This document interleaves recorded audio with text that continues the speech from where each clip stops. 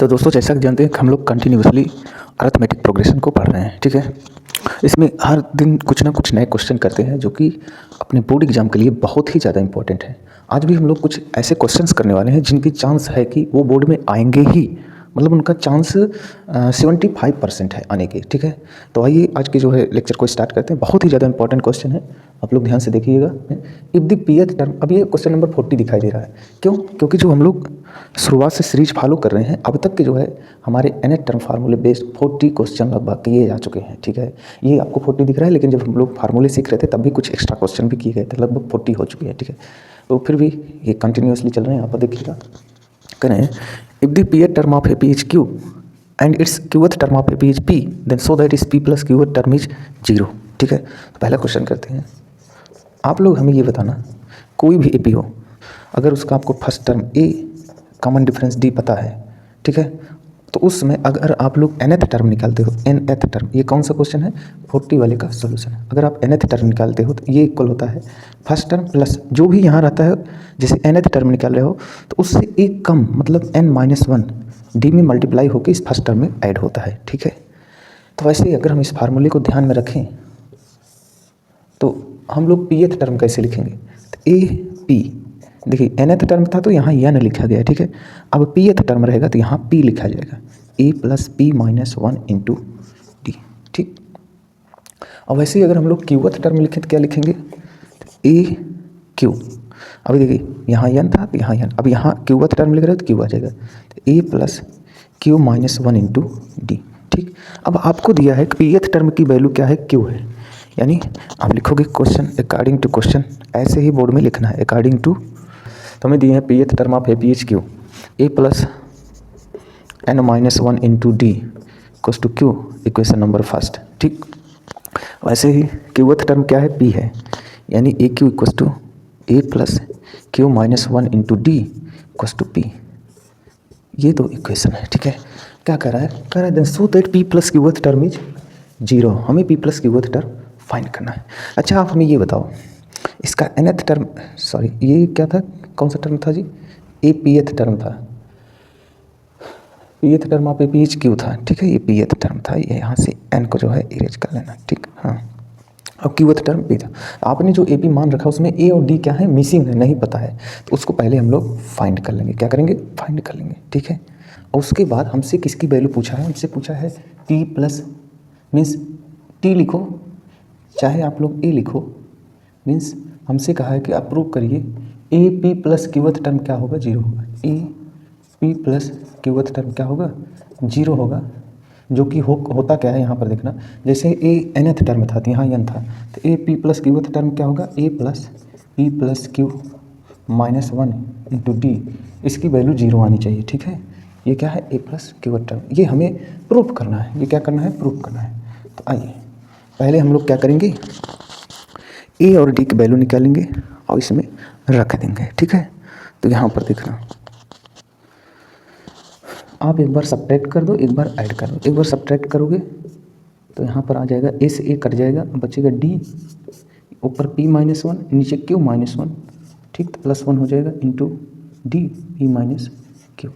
अब देखोगे 1 से 1 कट गया, और ये P माइनस Q ये भी बन रहा है, यानी D की वैल्यू क्या आ गई? 1 आ गई, ठीक। और D की वैल्यू 1 उठा किसी एक इक्वेशन पुट कर दो, मान लो यहाँ 1 रख दिए तो A की वैल्यू आ जाएगी A प्लस D की value 1 means P minus 1 equals to Q, यानी एक वैल्यू आ गई क्या? एक वैल्यू आ गई हमारी 1 प्लस Q माइनस P, ये A है। अब A और D की वैल्यू उठा के इस इक्वेशन में रखो, अगर ये इसकी वैल्यू 0 आ गई तो ये प्रूफ हो गया, यानी कि A P plus Q equals to आ रहा है E P plus Q minus 1 into D. अब आप जो है A की वैल्यू क्या आई है? 1 प्लस Q माइनस P, और D आया है 1 P plus Q minus 1 into 1, ठीक है। यहाँ पुट करिए और इनको ओपन करिए, ठीक है। आप जैसे ओपन करेंगे एक बार यहाँ चेक कर लेना कोई सिली मिस्टेक तो नहीं है। हाँ, ठीक है। pth term Q, qth term P,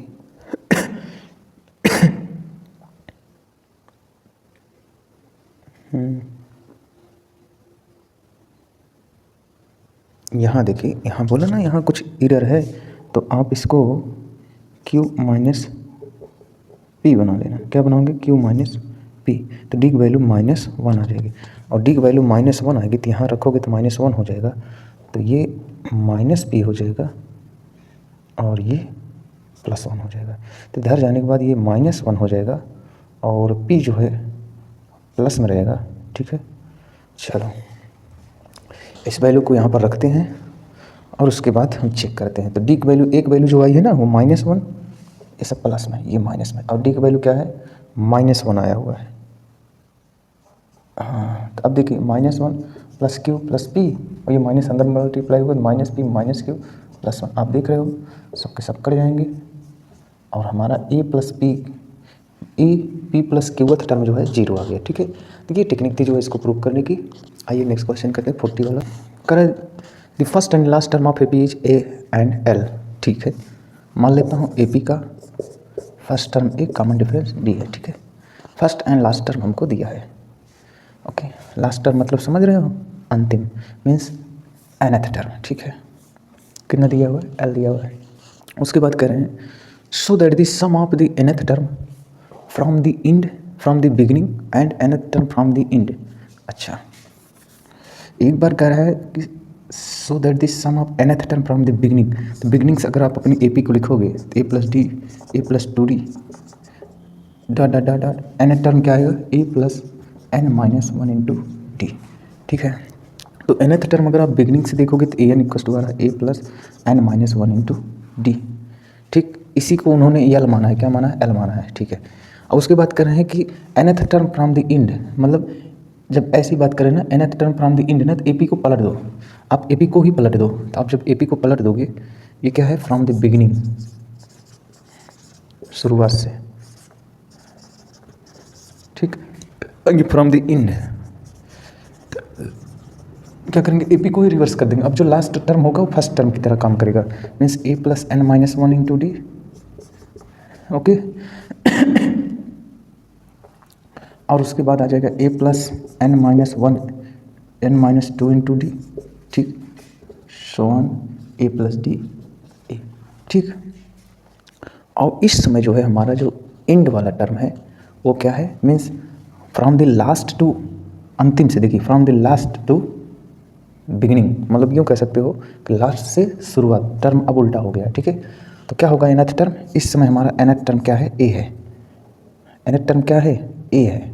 ठीक, तो कह रहा है इन्हीं का सम बताइए। ये क्या था? फ्रॉम दी बिगिनिंग, अब ये क्या था? फ्रॉम दी लास्ट था, अंतिम से ए की तरफ जाना है, उल्टा। तो बताइए, दोनों को ऐड करिए, ए एन ए एल, क्या आ गया? ए प्लस n-1 इंटू डी, और ये प्लस बना लेना। ठीक है, तो आप हमें बताइए, ये तो ए हो गया और इसी को उन्होंने क्या मान रखा है? एल मान रखा है। ठीक है, तो ये पूरा बचा हुआ क्या पार्ट हो गया? ए प्लस n-1 इंटू डी को क्या लिख सकते हैं सर जी? इसको हम एल लिखेंगे। क्या लिखेंगे? ए प्लस एल। तो ये है हमारा प्रूफ हो गया। ठीक है, आइए इस क्वेश्चन करते हैं। कह रहे हैं how many 2 digit number are divisible by 6। तो आप इधर देखिएगा, कैसे पता करोगे कौन सा नंबर है? इधर देखना सोल्यूशन। कह रहा है how many 2 digit number are divisible by 6। अब 2 डिजिट नंबर कौन कौन से होते हैं सर जी? सबसे पहला 2 डिजिट नंबर जो होता है वो 10 होता है। कौन होता है? 10। तो हम कैसे पता करेंगे कि सर सबसे पहला कौन सा नंबर है जो 6 से डिविजिबल होगा? ये तो आप लोग को पता ही चल रहा है सर 12 है। ठीक है, लेकिन हम कैसे पता लगाएंगे? आइए उसको पहले देखते हैं। तो सबसे फर्स्ट अगर हम लोग देखें इन काउंटिंग नंबर में अगर हम लोग देखें, फर्स्ट 2 डिजिट नंबर कौन सा होता है? ये first 2 digit, 3 digit, 4 digit, 5 digit कोई भी हो, जिससे डिविजिबिलिटी चेक करना है जो है प्रोसेस सेम रहेगा। फर्स्ट 2 डिजिट नंबर, हम ये बात नहीं कर रहे कि कौन सा नंबर डिविजिबल होगा, अभी हम लोग सिर्फ देख रहे हैं कौन सा पहला 2 डिजिट नंबर है। सर जी 10 है। कौन है? 10 है। ठीक, और उसके बाद क्या कह रहे हैं कि वो डिविजिबल बाई 6 हो, ये हमें शो करना है। तो यहाँ पर देखिए, आप लोग हमेशा क्या करोगे? 6 से इसमें डिवाइड करना। 6 1 जा 6, 4 क्या आ गया? रिमाइंडर आ गया। 4 क्या आ गया? रिमाइंडर आ गया। इसका मतलब समझ रहे हो कि अगर हम इस 10 को 4 यूनिट पीछे ले जाएं तो जो नंबर आ रहा है वो 6 से डिविजिबल होगा। तो हमको पता है कि कोई भी नंबर किसी नंबर से अगर डिविजिबल होते हैं तो वो कहीं न कहीं उन्हीं नंबर के सम करके हमें मिलते रहते हैं, ठीक है। यानी कि अगर इस 10 में से हम लोग रिमाइंडर को हटा दें तो जो पहला डिजिट आ रहा है वो क्या होगा, 6 से डिविजिबल होगा। यानी अगर अगला डिजिट हमें पाना है तो इसमें क्या करना पड़ेगा, 6 ऐड करना पड़ेगा। तो आप जैसे ही ऐड करेंगे तो हमको मिल रहा है 12, ठीक है। यानी यही वो पहला डिजिट होगा जो क्या होगा, 6 से डिविजिबल होगा। तो हमारे एपी के लिए जो फर्स्ट एपी क्या हो गया, आप हमें ये बताइए। सर जी पहला डिजिट 12 है और दूसरा लेने के लिए फिर हम इसी में 6 ऐड करेंगे, ठीक। तीसरा लेने के लिए फिर 6 ऐड करेंगे, ऐसे चलते जाएंगे। कहाँ तक जाना है 2 डिजिट, सिर्फ 2 डिजिट। तो लास्ट 2 डिजिट नंबर कौन है, 99 है। तो यहाँ से कैसे पता करें सर लास्ट कौन सी डिजिट होगी, तो ये 6 से इसको डिवाइड करिए। 6 1 जा 6, 3 आ गया, ओके। फिर 9 को यहाँ लेके आइए 6 6 जा 36, कितना आ गया 3। ये जो रिमाइंडर आ रहा है ना, इसको इसमें से कम कर दो तो लास्ट 2 डिजिट आपको मिलेगी जो 6 से डिवाइड होगी। तो 99 माइनस 3 मीन्स 96। तो लास्ट 2 डिजिट नंबर कौन सा है, 96 है, ठीक। अब पूछा है कि ऐसे कितने डिजिट हैं, तो यानी नंबर आप टर्म बताने हैं। तो आप क्या करोगे, nth टर्म का फार्मूला लगा दो, a + n - 1 into D. nth term क्या है 96, a क्या है 12 है, n - 1 इंटू डी। अब आप देख रहे हो हर नंबर के बीच का डिफरेंस क्या है, 6 है, क्योंकि 6 ही ऐड करके ये बना हुआ है। तो कॉमन डिफरेंस क्या आएगा, 6 आएगा। किसी भी 2 नंबर पकड़ो, आगे वाले से पीछे वाले सब्ट्रैक्ट करो, 6 आएगा। क्या आएगा, 6 आएगा, ठीक है। तो 12 इधर लेके आओ, इससे सब्ट्रैक्ट कर लो, 84 हो जाएगा। 6 इंटू n - 1, 6 यहाँ डिवाइड कर दो, 6 1 जा 6, 6 4 जा 24, n - 1 को भी इधर लेके आओ। ऐसे आपको 15 नंबर्स मिलेंगे जो किससे होंगे, 6 से डिविजिबल होंगे। आइए सेम क्वेश्चन जो है एक बार 11 में इन्होंने पूछा, फिर 12 में पूछा, 13 में पूछा, ऐसे ही आगे पूछते रहेंगे। How many 2 digit numbers are divisible by 3। चलिए सेम काम कह रहा है, ऐसे कितने 2 डिजिट नंबर हैं जो 3 से डिविजिबल है। तो अच्छा आप लोग हमें ये बताइए पहला 2 डिजिट नंबर कौन सा है, 10 है। तो उसको चेक करने के लिए यही काम करेंगे, 10 इस बार 3 से चेक करना है, 3 3 जा 9। यानी कि सर अगर हम इस 10 में से एक कम कर दें तो हमें वो डिजिट मिलेगा जो 3 से डिविजिबल है, जो कि 9 है। अब इसके आगे वाला डिजिट पाने के लिए हमें इसमें 3 ऐड करके बढ़ाना पड़ेगा, ठीक है। यानी 9 + 3 क्या आएगा 12। तो ये वही डिजिट है जो पहला 2 डिजिट नंबर है जो 3 से क्या है, डिविजिबल है। तो हमारा एपी क्या हो जाएगा,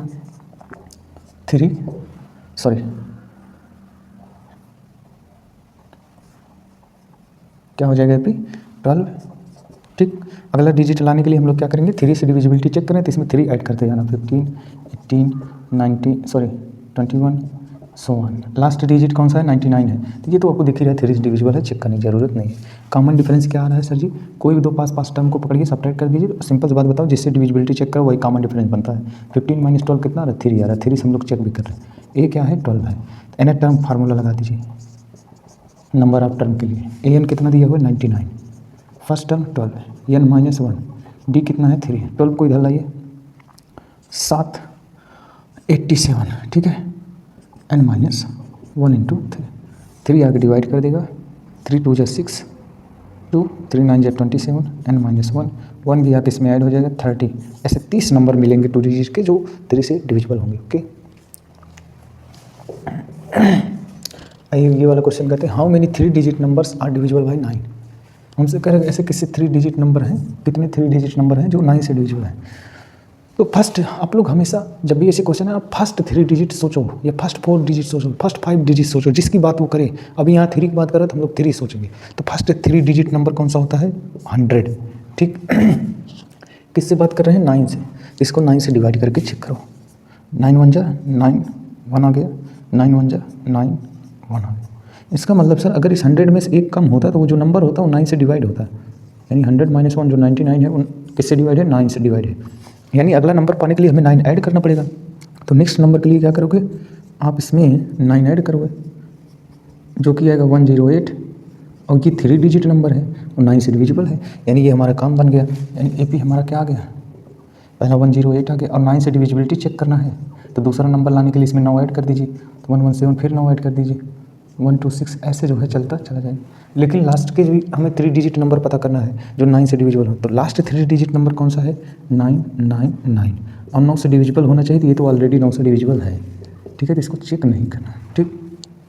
तो आइए पता कर लें कितने नंबर हैं। nth टर्म का फार्मूला लगा दीजिए। ठीक, बोलिए 999 last term, first term 108 plus n-1 into D क्या आएगा, जिससे डिविजिबिलिटी चेक करो 9। इसको इधर लाओ, नहीं पता दो टर्म पकड़ के आगे वाले से पीछे सब्ट्रैक्ट करो। यहाँ आ गया 198, ठीक, ये 9 इंटू n-, ये इससे इसको डिवाइड करिए, 981 99 n-1, n की वैल्यू आ गया कितना 100। ऐसे 100 नंबर्स हैं जो 100 3 डिजिट नंबर हैं जो 9 से क्या होंगे, डिविजिबल होंगे। अरे how many numbers are there between 101 and 999 which are divisible by 2 and 5 both. कभी भी ऐसे कहें कि मतलब बोथ नंबर या 3 नंबर 4 नंबर दे दे, कहें कि इन सबसे डिविजिबल है, इसका मतलब समझ रहे हो।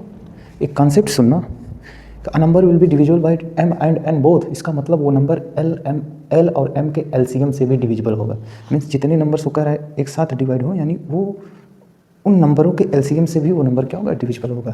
कहानी मतलब ये कह रहे हैं 2 एंड 5 दोनों से डिवाइड हो, इसका मतलब 2 और 5 के एलसीएम 10 से भी वो नंबर डिविजिबल होना चाहिए। समझ में आया। तो सिंपल सी बात है, 2 एंड 5 से चेक करने से अच्छा है कि इनके एलसीएम हम 10 से चेक कर लेते हैं। ठीक है, तो जब भी ऐसा दिया जाए तो उनके एलसीएम से जो है पता करो। एलसीएम मतलब दोनों का एलसीएम, लोवेस्ट कॉमन फैक्टर दे दें। सॉल्यूशन 45। तो ये number will be divisible by 2 and 5 both, then it must be, ये कॉन्सेप्ट है, it must be divisible by there LCM.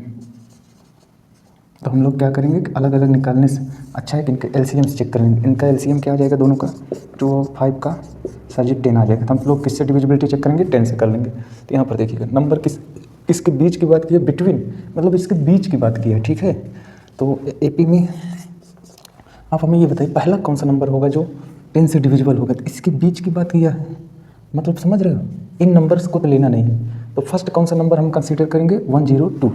तो 102 10 से डिविजिबल होगा के लिए हम लोग चेक करेंगे। 10 1 जा 10, 0 2 लाए, रिमाइंडर 0 0, यहाँ 2 आ गया। ठीक है, यानी अगर ये नंबर दो यूनिट कम होता जो है तो ये किससे डिविजिबल हो जाता, 10 से, यानी 100। लेकिन हमको क्या चाहिए कि 101 से बड़े नंबर की बात कर रहा है, यानी नेक्स्ट नंबर कौन सा मिलेगा जो 10 से डिविजिबल होगा, तो इसको इसमें 10 ऐड करने के बाद पता चलेगा, जो कि होगा 110। यानी पहला जो नंबर 10 से डिविजिबल होगा वो क्या है, 110 है। दूसरा 1120 हो जाएगा, 101 चलते चला जाएगा। अब लास्ट वाला नंबर 999 के बीच की बात की है, आप लोग 999 को भी 10 से डिवाइड कर लो। नहीं, इसके बीच की बात की है, मतलब 998, लास्ट जो हमें 3 डिजिट नंबर मिल रहे हैं वो 998 है। ठीक है, अब इसमें कौन सा लास्ट डिजिट होगा जो 10 से डिवाइड होगा उसको पता करते हैं। तो 10 9 जा 90, फिर 10 9 जा 90, रिमाइंडर 8 बच गया। यानी अगर ये नंबर 8 यूनिट कम होता जो है तो ये नंबर जो भी था ये 10 से डिविजिबल हो जाता है। यानी लास्ट डिजिट जो 10 से डिविजिबल होगा वो क्या हो जाएगा, सचिन 990 होगा। ठीक है, तो लास्ट डिजिट क्या है, 990 है। अब ऐसे कितने नंबर्स बताने हैं तो nth टर्म का फार्मूला लगा दो, an = a + n-1 into d. an का कितना दिया है, 990। फर्स्ट टर्म क्या है, 110। किससे डिविजिबिलिटी चेक करें, वही कॉमन डिफरेंस बना 10 से। तो 10 से ये इधर आएगा 880 n-1 इंटू 10, 10 से डिवाइड करोगे तो n की वैल्यू क्या आ गई, 89। ठीक, आइएगा नेक्स्ट क्वेश्चन कर लेते हैं। करें find how many integers between 200 and 500 are divisible by 8। इस बार हमको 200 और 500 के बीच में पता करना है। 200 और 500 के बीच में ऐसे कितने इंटीजर आ रहे हैं जो 8 से डिविजिबल होंगे। तो चलो, अगर हम इनके बीच इंटीजर की बात करने वाले हैं तो इसका मतलब है पहला जो इंटीजर आएगा 3 डिजिट का 201 आएगा। अब ये 8 से डिविजिबल है कि नहीं इसको पता कर लेते हैं, और ये भी पता कर लेंगे कौन सा पहला नंबर होगा जो 8 से डिविजिबल होगा। तो आपको फिर वही काम करना है, 8 से इसको डिवाइड करो, 8 2 जा 16, 4 आ गया, 8 5 जा 41 आ गया। यानी सर अगर इस नंबर में एक कम हो जाता जो है तो वो हमें 3 डिजिट मिल जाते हैं जो 8 से डिविजिबल है, यानी 200 लेकिन सर ये तो इसके बीच में लाई नहीं कर रहा है, क्योंकि हमें इसके बीच में नंबर पता करने हैं। तो क्या करेंगे, अगला ऐसा डिजिट पता करेंगे जो 8 से डिवाइड होगा, तो उसको हम क्या करेंगे, कैसे पता करेंगे, इसमें 8 ऐड करने पे। ठीक, वैसे ही अगर हम इंड से बात करें, इंड से तो 500 है, 5 को आप 8 से डिवाइड करिए, 8 6 जा 48, 2 आ गया, 8 2 जा 16 4 आ गया। यानी कि सर अगर इस नंबर में से 4 कम हो जाता तो वो हमें लास्ट डिजिट मिल जाएगी जो 8 से डिविजिबल होगी। 500 माइनस 4 जो कि हो जाएगा 496। यानी कि अगर हम AP की बात करें तो जो हमारा पहला डिजिट है वो हो जाएगा 208 और दूसरा डिजिट इसी में 8 ऐड करते जाओ तो 216। सो वन लास्ट डिजिट जो है 496 है जो 8 से डिविजिबल है। अब ऐसे कितने डिजिट होंगे इसको बताने के लिए हम लोग nth टर्म का फार्मूला लगा देंगे। तो nth term an equals to क्या हो जाएगा a plus n minus 1 into d. an है कितना 496 है, a कितना है 208 है, जिससे डिविजिबिलिटी की बात कर रहे हैं वही कॉमन डिफरेंस बन जाता है। ठीक, इसको इधर लाओ 8 हो जाएगा और यहाँ बचेगा 8 2 8 इंटू n माइनस 1 8 आके डिवाइड कर देगा 3 6 n माइनस 1 n की वैल्यू क्या आ गई 37। ओके, करें इन flower bed there are 43 rose plant in the first row and 41 in second row, 39 in third row, so on their are 11 rose plant in the last row, how many rose are in the bed flower bed. Okay, solution 46 का। अच्छा आप हमें ये बताओ क्या है ये AP है, कैसे पता चला सर बताता हूँ। इधर there are 43 rose plant in first row. First row मतलब पहली रो में 43 रोज प्लांट हैं, दूसरी रो में 41 है, तीसरी रो में 39 है।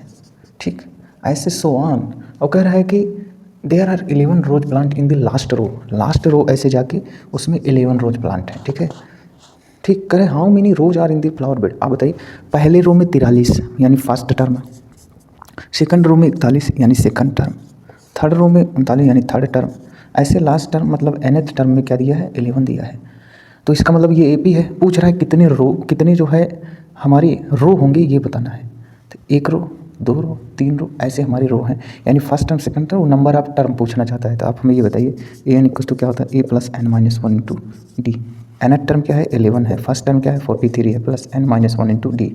डी के लिए क्या करो कोई दो पास पास पकड़ो और आगे वाले में से पीछे वाले को सब्ट्रैक्ट कर दो, -2 यानी हो गया -2। 43 इधर आएगा 2 3 और ये हो गया -2, इससे ये कट गया 16 equals to n minus 1। n की वैल्यू क्या आ गई 17, यानी नंबर ऑफ रोज कितने हैं 17 है। आइए नेक्स्ट क्वेश्चन कर लेते हैं 47। ठीक, कह रहे हैं सम of rupees 2800 is to be use to award 4 prices. 4 prize में जो है इसको अवार्ड किए हैं। If each prize after the first prize is less than 200, okay the preceding prize means पहले वाली prize, find the value of each of the prize. तो मान लो मैं पहला फर्स्ट प्राइज मान लेता हूँ। फर्स्ट प्राइज में तो मान लेते हैं फर्स्ट प्राइज क्या है, first prize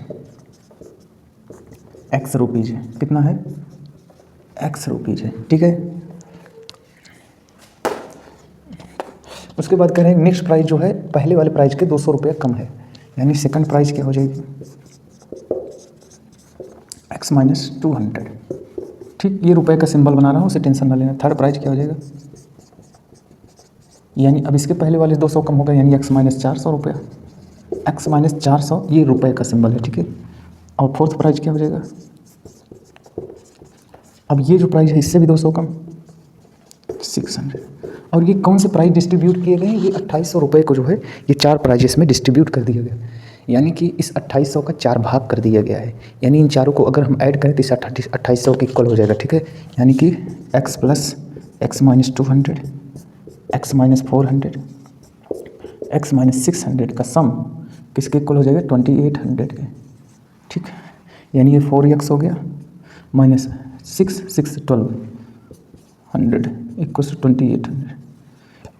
4x equals to 12 उसमें जाके ऐड हो जाएगा, 8 2 2 1 3 4, यानी x की वैल्यू क्या आ गई 1000। पहली प्राइस कितने रुपए थी 1000 रुपये थी। फर्स्ट प्राइस का रेट कितना था 1000 था। सेकंड प्राइस क्या हो जाएगा, ये कौन सा था फर्स्ट प्राइस आ गया, तो यहीं लिख लेते हैं ना, फर्स्ट प्राइस 1000 हो गया। सेकंड क्या हो जाएगा, मीन्स x की वैल्यू 1000 है, उसमें से 200 कम कर दीजिए 800। फोर्थ प्राइस की रेट कितनी आएगी, अब उसमें से 200 और कम करिए 600, अब इसमें 200 और कम करिए 400। ठीक है, तो इस तरीके से हमारे प्राइस जो है डिस्ट्रीब्यूट किए गए थे। ओके।